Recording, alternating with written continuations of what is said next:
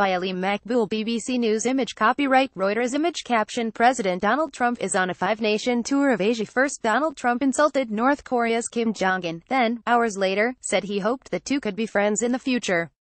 It is exactly the kind of contradiction that has typified his five-nation tour of Asia and left many observers scratching their heads. But what can we decipher about the U.S. president's approach? Donald Trump is likely to return home and say he has had a great trip to Asia.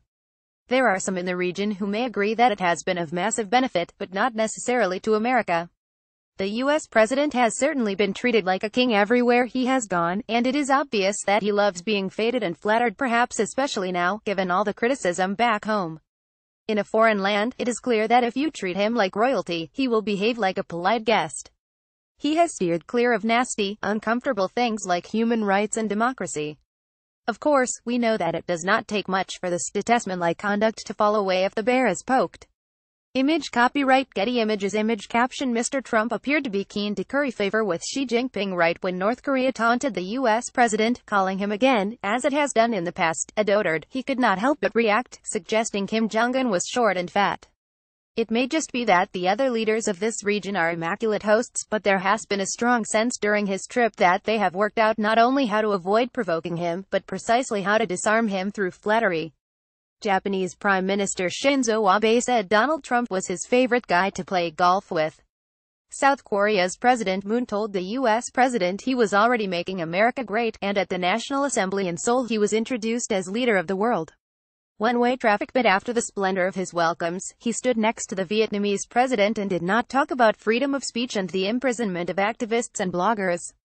In Beijing, he stood next to President Xi Jinping without a single word of criticism.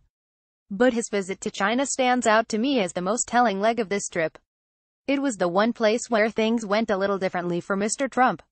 Yes, there was an extraordinary welcome laid on for him, and pomp and ceremony that rivaled, even outdid anywhere else. But it was not President Xi with gushing compliments about his guest, but the other way around.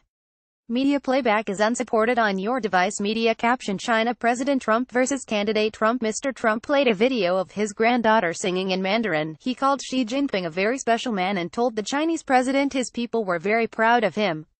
There was little in the way of personal praise that came back though. In Beijing, there was no chance of Donald Trump being called the leader of the world.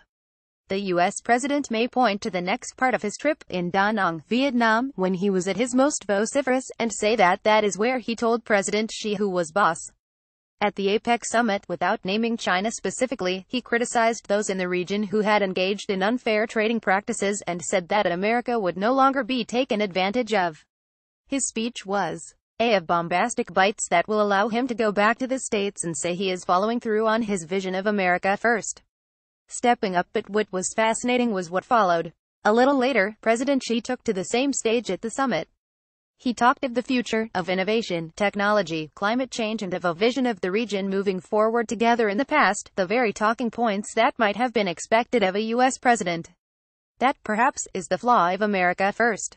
It may be a pragmatic, transactional approach to foreign policy.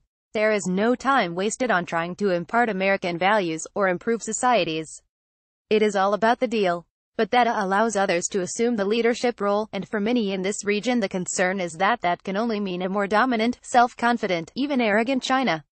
The kind observer might suggest Mr. Trump understands that a publicly confrontational approach goes down badly with Beijing, but that behind the smiles tough talking is going on. Media playback is unsupported on your device. Media caption What does Asia want from Donald Trump? Others may just find his approach perplexing, especially when it comes to his offer to mediate in the South China Sea dispute.